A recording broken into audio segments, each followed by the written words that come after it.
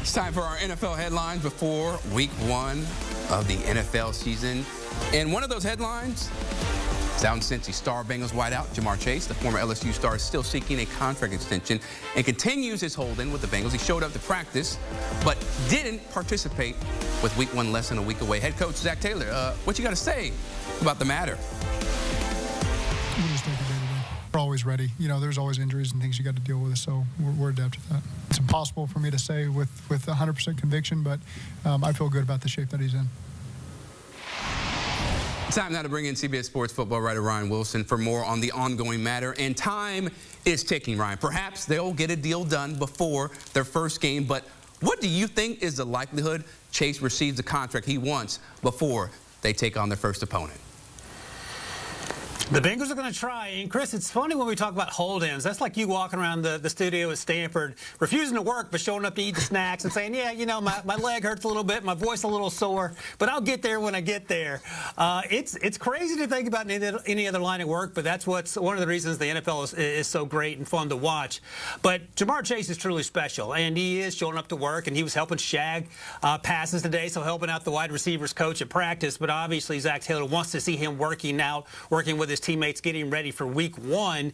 Joe Burrow has said last week or so before Ja'Marr decided to come back and then didn't really come back, it'll only take a practice or two to get back on the same page. They know each other really well going back to the LSU days. But I think Mike Brown, the president, wants to get this done as quickly as possible. We know Ja'Marr Chase wants one penny more, and that's it, over Justin Jefferson's deal, which is $35 million per year, average annual value. And I think the Bengals understand that. The difference between JJ's deal and Brandon Ayuk's deal and CeeDee Lamb's deal is that there's still 2 years left on Ja'Marr Chase's deal, unlike the other players we talked about who just had 1 year left. So we'll see what happens. They need him out there. They don't have a ton of depth at wide receiver. T. Higgins is there. Andre Yeshivas in year 2 has made some noise in training camp, but he's not Ja'Marr Chase. And after that, it gets incredibly thin. So we'll see how it sorts itself out. I will say 60% chance it gets done before the start of the season, and if so, everyone will be happy and back on the same page. Yeah, Bengals fans definitely want Ja'Marr Chase out on that field because he is a dynamic talent, especially connecting with Joe Burrow, his former QB teammate at LSU. Now, the 49ers placed a rookie wideout from Florida, Ricky Pearsall, on the reserve non-football injury list, which means he's going to be out for at least 4 weeks. Of course, he was shot in the chest in downtown San Francisco during an attempted robbery on Saturday. So what does this mean, in your opinion, for the 49ers offense, if anything? Thank God Ricky Pearsall is okay, number one. It's a wild scene to even think about, and we were worried about his shoulder injury prior to the shooting incident and just in terms of how long he might be out. So he's out of the hospital. He's on the road to recover. Fingers crossed it all comes back to him being 100% sooner rather than later. But in terms of the wide receiving core in San Francisco, it's even more important now that they locked up Brandon Ayuk on that new deal to make him happy, to keep him in San Francisco. We know about Deebo Samuel. We know about what they have in Christian McCaffrey and George Kittle, the tight end. But the wide receivers, just like the wide receivers in Cincinnati, are a little thin after the big-name guys. You have Deebo, you have Juwan Jennings, who's a big slot and has done really well in recent years, fitting into that offense with Brock Purdy. But after that, Chris Conley is going to be a backup for Brandon Ayuk. You have Ronnie Bell, the 7th-round pick out of Michigan from a year ago, who played sparingly, and he might be called on more in this year than he was last year. And then you have Jacob Cowing, the day 3 pick out of Arizona, who was used mostly as a returner during the preseason, but has the little juice as a slot receiver, an undersized version of what Juwan Jennings gives you. But all told, if Brandon Ayuk is healthy and ready to go, and by all accounts he certainly is, he did the old Ja'Marr Chase hold-in thing, they'll be as electric as ever. And I would imagine now, knowing that Ricky Pearsall is going to be okay and the road to recovery is the one he's currently on, Kyle Shanahan feels great about where this team is, because just a week and a half ago, it wasn't clear that Brandon Ayuk was going to not only not suit up, but he might be elsewhere. He's back. Now next in line, Trent Williams, the left tackle, arguably the most important player on that offense, Chris, getting him under contract to solidify the left side of that offensive line. Oh, they have to, because Brock Purdy, he's going to be, look, there's nobody replacing Trent Williams, and Brock Purdy, that will be his best friend if and when he does come back to the 49ers. Now, in the NFC North, the Bears named Caleb Williams one of their 8 captains. Pretty big deal, right, for the #1 overall pick, given that he's the first rookie, I believe, to be named a captain since the organization started handing out those distinctions back in 2007. How good of a sign is that for him, that he's already gotten the respect from his teammates and his coaches, that they're like, look, you're going to be one of the captains, as they have a lot of expectations for this season? huge expectations, and maybe it's watered down a little bit. You get 8 guys as a captain, but DJ right. Moore said, look, we saw early and often during off-season workouts into training camp how hard Caleb was working, and the fact that he did it and led quietly in the way that he did. He's not a rah-rah guy, and he did it against that lights-out Bears defense.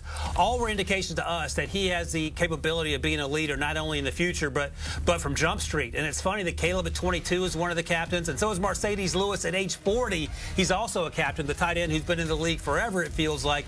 But I think this team, and you touched on it, Chris, is poised to win more games than they lose, and I think they have a chance for double-digit wins. I don't know if they're going to battle the Lions for the top of the division, but I think they're going to give the Packers a run for the number 2 spot. And if you told me in January they end up in the playoffs, I would believe it. And a lot of it's going to have to do with Caleb Williams replicating what we saw C.J. Stroud do a year ago for the Texans. Yeah, you look at the offensive weapons that he has, and then that defense coming back. They were one of the best defenses, later down the stretch in that 2023 season. They should be a team that will be feared come January, and we'll all have to see for it. Now, in the NFC, or the AFC North, I should say, the Steelers, your Steelers, named Russell Wilson one of their 4 captains, so a little more selective. He's in his first year with the org, as you know, and he's always been a captain, right? Going back to the Broncos, 2 years, and then 9 out of the 10 years, he was also a captain for the Seattle Seahawks.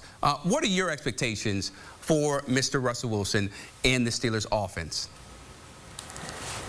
Yeah, this is going to be interesting because he has not been the Russell Wilson of the Seattle Seahawks in recent years. He crashed and burned in Denver to the point that he's now, after 2 seasons, in Pittsburgh. But even on his way out the door in Seattle, it felt like he had worn out his welcome. It felt like Pete Carroll and John Schneider were ready to move on from him. We heard some of the comments at the time from Richard Sherman and his teammates on that side of the ball. And in Denver, clearly, it never worked. From Broncos country, let's ride, to Sean Payton giving him an earful on the sidelines, what felt like every other week.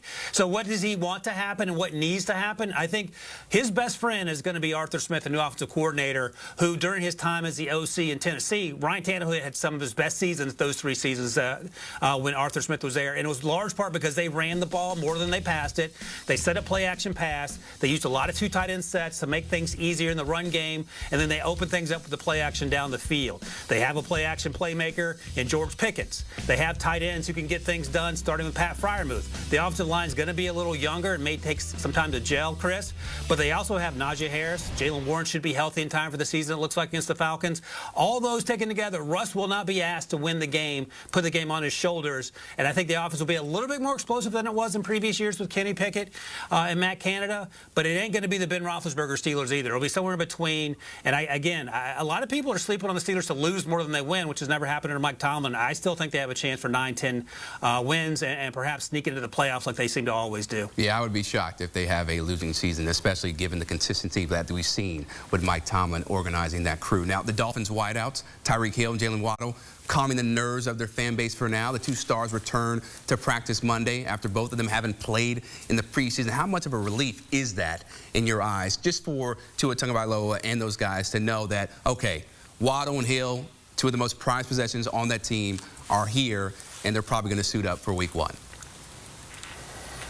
A huge development, right? Because they're playing Jacksonville down in South Florida, and Jacksonville's going to be a better football team as well, and they're going to be able to score some points, it feels like, as Trevor Lawrence and Doug Peterson continue their relationship. But in terms of what this means for Tua and Mike McDaniel, the head coach and play caller, you have your 4-2 guys back on the field to go with the 3 or 4 other 4-2 guys you get out there running from the slot and in the backfield. And again, we're at the point in the conversation where you're at the 53-man roster. There isn't a ton of depth at most positions. So if Jalen and Tyreek aren't playing, you're down to Braxton Berrios, rookie Malik Washington, and Grant DuBose. And I don't know if that's going to give you the same firepower as you're going to see from these 2 guys here, 17 and 10. So we know how this team can light it up, especially in the warmer NFL months. We'll see what happens once the snow starts to fall, or at least when the leaves start to turn, because the Dolphins seem to slow down to that point. But I'm not going to be shocked if they average 28-plus points a game over the next 2 months, and they're going to have to be able to sustain that, Chris, in order for people to take them seriously as a legit playoff team and a team that can make a deep playoff run. But every conversation starts with Tua, and then it starts with Tyreek and Jalen, and it sounds like all 3 will be on the field in that season opener. Yeah, they help organize or orchestrate one of the most explosive offense in the regular season. It just was a matter of in the postseason where things kind of went downhill. Ryan Wilson, we always appreciate the insight, man. And the NFL on CBS season begins on September 8th with several must-see matchups, including Joe Burrow and the Bengals facing the Patriots, Tua and the Dolphins hosting Trevor Lawrence, and the Jaguars' Jim Harbaugh returning to the NFL sidelines against the Raiders, and Bo Nix's first NFL start against the Seahawks. You can also stream all the action on Paramount+.